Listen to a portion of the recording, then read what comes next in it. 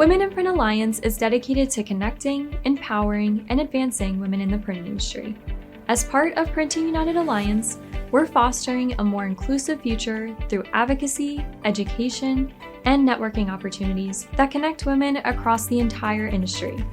Join us as an individual to grow your career, expand your network, and access exclusive resources, or enroll your entire organization to show your commitment to supporting women in print. Become a member today at womeninprintalliance.org and help us shape the future of print. Welcome to Her Imprint, part of the Impressions Exchange. I'm Denise Gustafson, your host. This podcast celebrates the remarkable women who are transforming the printing industry. We'll explore their journeys, from challenges to triumphs, and share the stories that leave a lasting imprint. Today, I have with me Beth Marston. She's Vice President of Sales with Navitor. So Beth, welcome. Thank you so much, Denise. Thank you for inviting me to this. So to get us started, can you give us a little bit of a background about Navitor itself? Navitor is one of the largest print manufacturers in North America, and we serve the trade. So we work with distributors. So that's really our focus. And everything from business cards and marketing materials to commercial prints. Those are the resellers we serve. And so we work with multiple channels. And you do a little bit of everything. We do a little bit of everything. So how did you get started in print? It was certainly not on my radar, and maybe that happens for a lot of people, but I had achieved a degree and degrees in different areas in my education, and then I worked in a family business, and after a few years found myself a single mother and needed to go back into a career, and I needed to do that with some amount of speed and depth. And interestingly enough, I look back on that now, and I had an offer in the banking and finance field, and then one in the print and promotional marketplace. And it was all new to me, print and promotional markets. So I look back now and think, I wonder if I selected that path instead because it was different and new. And I think that did suit me. I think it seemed like a challenge and something creative. Also, I think the hiring president really sold me on it. And so that's how I really fell into it. I often think, I wonder what had happened if I had gone down the banking and finance pathway. I don't think it may have been as dynamic and exciting, but so that's how I got started in this business. And I really wouldn't have thought, Denise, that 30 years later, because this is my 30th year in the industry, that was going to be my pathway. Well, congratulations. That's awesome. Thank you. Thank you. So apparently the gentleman that hired you was just so enthusiastic and passionate, and that's really what kind of piqued your interest. Certainly, there is an amount of innovation and creativity that I was feeling from the industry. And I'm sure that at the moment, even though I was under pressure to get a job, I was not thinking that, wow, this has so many tenants and avenues I could pursue for a career. And that's exactly what happened to me. I think that's what energizes me is change. I love that. And I love the creative space. And I look back now, that's probably what intrigued me for sure. And it has served me well. It has always evolved. There's never been a place where you've been able to stand flat-footed in this industry. We've had to evolve, whether forced economically or just keeping up with technology. I have been fulfilled with change throughout my career, certainly. So it's funny you say that you love change, which I think goes counterintuitive to most people, because most people don't deal with change well, or they don't look for change. Why is that so different for you? That you really you thrive in a way on the change or on the uncertainty in some cases. Yes, I think it's because I look at a certain point in time as something to solve or a challenge to overcome.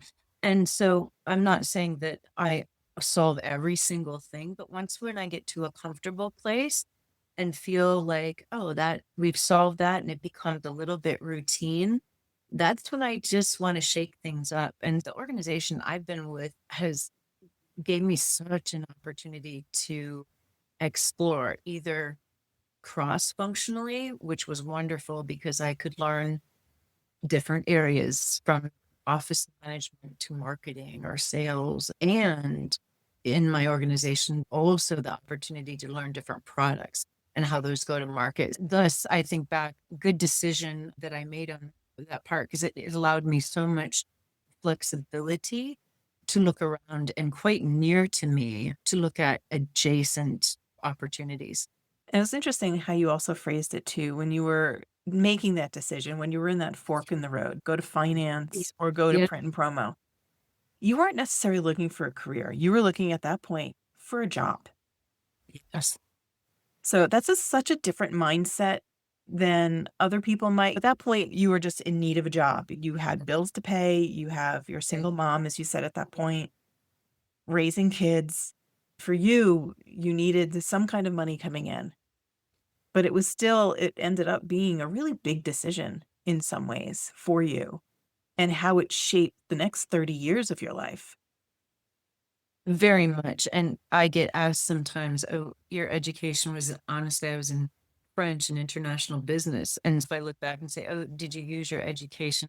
Maybe not directly, but indirectly, the concepts you learn in business administration and strategy can very much be applied then to the business situation. And maybe it is because, yes, I made a rash maybe decision to go, but it was a necessary one at the time. But took that as, oh, this could be an evolving spot for me. And I did not do that alone. I had a lot of people that took me under their wing and said, you might be a fit for this. And it wasn't just that I fell into things. There were many people along my path that recommended these other ways to explore where I could help and where I could be fulfilled. Before we start talking about some of the mentors that you had, Yeah. I actually want to talk a little bit about the journey and what was it that made you finally realize that print and promo really was something that you could find yourself in long term, that could be something that was really fulfilling to you instead of just that transactional job that you were originally looking for? I mentioned early on that my role has been primarily supporting resellers. So in that faculty, what that intrigued or why I thought, oh, this could really be something is a reseller has an immense and never ending library of opportunities and customers. So they could be in various industries. That seemed to me one scalable and always unique. So if I like change and things like that, that always fed curiosity because you needed to know enough about a particular industry, whether it be the financial industry or healthcare, in order to help a distributor and a customer solve a print need or a promo need, a problem. And so I think once I understood the channel possibilities, that's where I think I thought this could be something and I could keep evolving. Was there any particular turning point that you had that really accelerated that growth for you?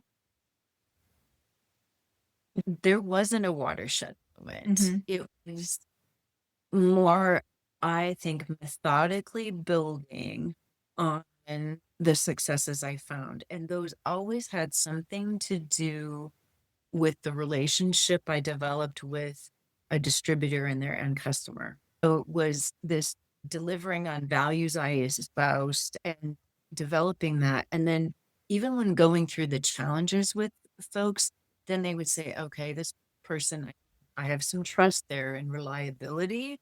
And so I think that is really when I thought this is where that building comes in. And I look back at the career, there were like maybe 2 year vignette of things that I would accomplish and develop these relationships and then move on from there. But through all that time, I still maintained relationships with some of the very first folks that I worked with. We, went through the hard stuff together and won the business together. I still have friends that wish me happy birthday 30 years later because we did something really extraordinary or really difficult that long ago. It's all about those relationships though, isn't it? Yes, and one of early things that I was recognized for, and I at the time I thought, oh, this is pretty natural, and I didn't know what a big deal it was. But in the promotional industry, they award folks for their service to their customers, and it's voted upon by the customers. And I thought, I need to serve them. That's just what I do. And then I come to think, oh, they fly you in for it. It was a big deal, and I was extremely green. I had the New York City territory, which I loved because it was fast paced and we won business really quickly at the time. So I liked it. But that just felt natural. And so that's probably the one thing I cherish the most. And thinking about when you asked about relationships, I think, wow, those were established really early on and those were lovely and still exist today. Well, it's interesting too about the way you viewed it. Like it was just your job. It was something you did. You were going to be working these relationships. You're doing what the best you could for all of the people that you were working with. But yet, like you said, you didn't think much of it at the time, but it was a big thing for the companies that you were working with. What you were able to help them accomplish and, how you helped them grow, the impact that you had just by you doing something that you would do in some ways, you were doing it every day anyway. Perhaps. Isn't that interesting? Because that's what we like to look for in everyone, right? These unique superpowers that, not that I thought it was very unique and maybe not that unique in the industry either, but when you combine those or recognize those in women or anyone, that, wow, that's really something that we should tap into. There's some genius there, and you collectively build that group of geniuses, then you really have something. Yeah. And like I said, I think there were people that recognized maybe something that I didn't even myself recognize at the time. Yeah. But like you said, you also had support system. You had mentors, you had Sure. folks that really helped you grow in your career, that helped you continue to move forward. So how did they really impact you? And what did they unlock in you as well? I have two people I credit to helping me make some big changes in my career pathway and then helping accelerate it. One doesn't sound like a great thing at all. This was a person that mentored me and really recognized some things in me. And it was in the time of 2007 to 2009 when there were a lot of rifts going on and concerning things. And we were all cutting back, companies were cutting back. And this person that had taken me under her wing, she was involved in making that selection process. She's a CFO and said, and so I didn't really know this at the time, but I was recommended, I was on the list to leave a particular company. And I thought, oh, this was for those that have been in that situation, it's scary. Not something that I would ever have thought I would have faced. So anyway, not that long after, I learned that who recommended me and then why. And this person had really recognized a couple things. One, that my strengths at the time were not necessarily aligned with the company and where they were going. And I think I would have continued to make it work and do the best I could, but this person really saw something in me that said, you know what, there's not a great fit here. And we're maybe either wasting the company's time or wasting my talents. And I don't know that I would have been that courageous to make that move all by myself. So I felt the door slam a bit at the time. It was scary. It's But understandable though, to know that you're on the list of people that you're not a fit for the company. They want you to leave. y- yeah, It's hard because there's so many people that would have, like you said, just try to make it work. But at the same time, you might try to make it yes, work, but then there's no growth there for you. I stayed and I would have been maybe. So She helped change my trajectory because it wasn't, but I mean, at the time, it felt like an eternity. It was probably 2 weeks I had a position, and it was with a company that was in growth mode and needed some of the things that energize me and teams that I like building and things like that. I love that because it seemed anything but supportive at the time. I thought, "You did what?" So, anyway, I love that. I think a second influential person that I consider a mentor was someone who gave me a really long leash and said, "I just want you to pursue these certain strategies and just go, and if I see anything concerning, then I'll tell you to stop." And so that was just this really broad amount of confidence and in my ability that an immense for me. One, I thought, "Oh gosh, they believe a lot in me." And so that gave me confidence to be more decisive myself and extremely accountable to what needed to do for the company. So it just really is a testimony on what giving someone your confidence does for them. Also, this person really recognized that I do flourish or do better without confines. So I had more space to create and try and test things. That was always my favorite. You know what? This might not be perfect, but let's just give it a test. And I'd like to do that because then I could move things along. So I think that really helped my career track, both internally and externally, to just gain some more confidence. And there's something to be said to that somebody has that trust in you that will give you like a safety net too. Go and try it. Go try different things. I'll help you if you get off track at all. But it gives you the freedom then to really stretch. And what I took forward about like the teams that I work with to make sure that I always try to make sure, do I have an accountability buddy to test me? Am I making sure that folks know I've got that confidence in them because it unleashes a lot of things that you may not even know yourself and that you're capable of. And I Mhm. think that's just so important when we look at how we support other folks around us. How did that experience help you later on when you were dealing with folks that now reported up to you?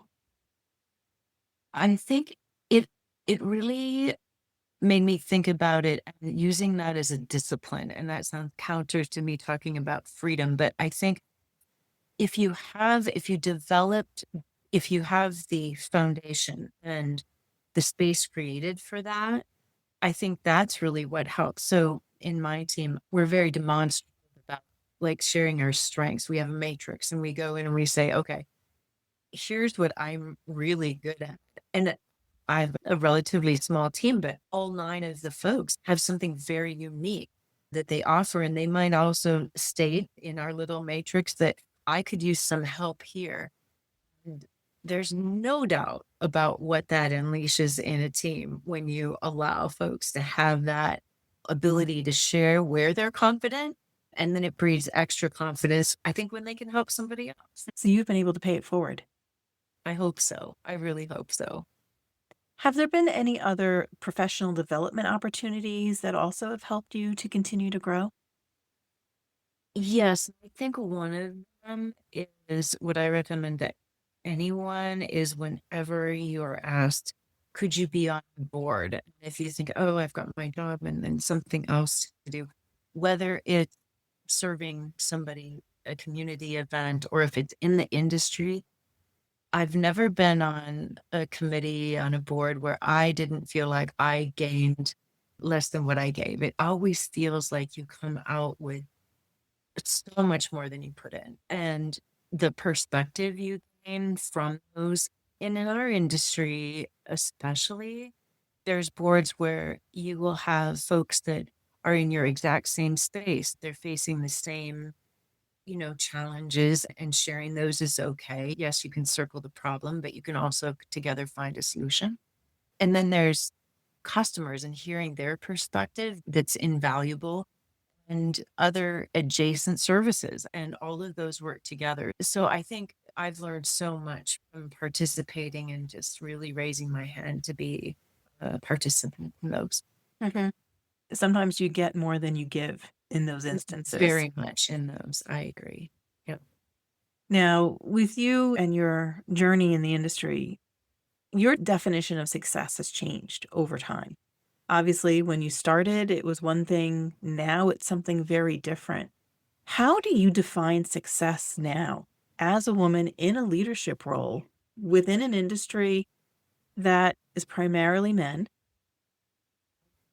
You're right. And I think where I find success is really through watching back to talk about paying things forward. When the team succeeds, when one of my team members succeeds at lands some business or has a breakthrough discovery or has even those sort of methodical gains and confidence in presenting, and those that's how I feel define success.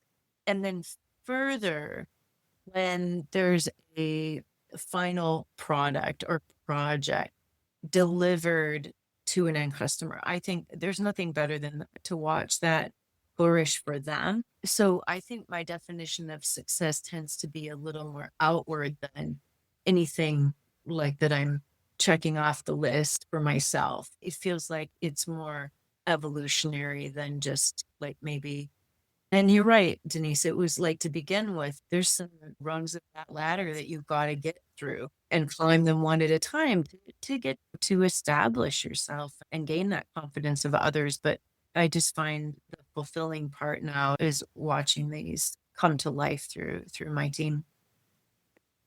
So, what impact do you want to have on the industry? You've been in it 30 years. Yeah. Is there a particular impact that you would like to have? Is there something that you've done that you feel will be something that can be lasting? I hope it does have to do with the ability to bring about positive outcomes internally with disparate groups. I hope that I'm able to, I hope that I can leave that legacy that because there's going to be competing. That's how we build businesses, right? There's going to be competing things we need to do. We need to maintain the bottom line. We have to support the top line. We've got to respond to HR needs, or everybody's going to come with their own objectives. So I hope demonstrating the ability to collaborate, and not everybody's going to be thrilled with every single decision. If the process is positive and we can learn something from it and just be respectful in the process, I think if that would be, that would make me feel like, yeah, I think we've left something there. So, then the other question on the other side of it is if you were just starting out today, what advice would you give yourself, knowing what you know now? Two things. One, I would have raised my hand a little earlier for more opportunities. There were certain times that we prioritized family and things over career, which were necessary at the time. But I think I would have still said, I can do this despite that. And asked for, and I probably would have said, rather than thinking I couldn't fulfill the job, I think I would have said, I'm going to go for it and say, here's the parameters that I need for it. I would have been a little more defending of what I needed at the time. And then on the other hand, I think I would have taken more opportunity to be with those that had experience. So I think a young person in industry, there can be a little bit of imposter syndrome going on. Do I know this yet? Even worse But with women, unfortunately. even it is. And I think had I just sought out even more people to say, tell me about your experience. I had several people that did give me a lot of background, but you have to have these experiences in order to feel confident and be respected by those internally and externally. So I think being a little faster, I was probably slower to do that, thinking I had to feel like I've got a grasp on it before I go for something new. I Mhm. think I would have probably raised my hand sooner for opportunities. And it's interesting that you say that you would have raised your hand sooner. But that's something that a lot of women deal with is that do I put my career first? Do I put my family first? They have that those two, what can seem like competing goals. And it's interesting, I think women maybe stress about that more so than men in a similar position. Yeah, it's a real thing. Balancing. I joke with my grown children now about, do you remember that time I missed the race at the track meet because I was taking a phone call, and I was like, you have this feeling that, gosh, if I leave work early, that's going to be deemed something. And gosh, I don't want to miss this race for my 9-year-old, whatever it is. And I think it's interesting that we put all that pressure on ourselves. And I think giving ourselves a little grace on both sides is important. And I'm one to say that's not my forte. I tend to struggle with it a lot and put too much time and effort into. I don't set boundaries like I should, and that's difficult for me. I'm at a time now where I almost have to create time frames because I don't have those family responsibilities. Then they suited my values. I'm going to leave work to hit that track meet. Now I don't have necessarily a track meet to go Yeah. to. So I need to be more, I need to make those times and set times for me to step away a little bit from work. Yeah. The mom guilt. I know a number of women have talked about that it's so difficult because you feel like, am I not giving my all at work? I'm not giving my all at home. How does this work? How does this balance? And then, yeah, trying to find those areas where you can set those boundaries for yourself. Because if you're also not coming to work fully rested, fully your own or Right. yourself, how do you give that to other people? How can you really perform to the best in either? And that probably contributes exactly to what we talked about is imposter syndrome, because there's this feeling like, am I giving it? And am I going to be able to do that and balance it? I think Mhm. that's where that plays into it. And I don't know how to necessarily overcome it, except that just to one, be aware that it exists. And I think realistically, that looking at what you need in that time of life, it's very much okay to say, this is what I need to concentrate on.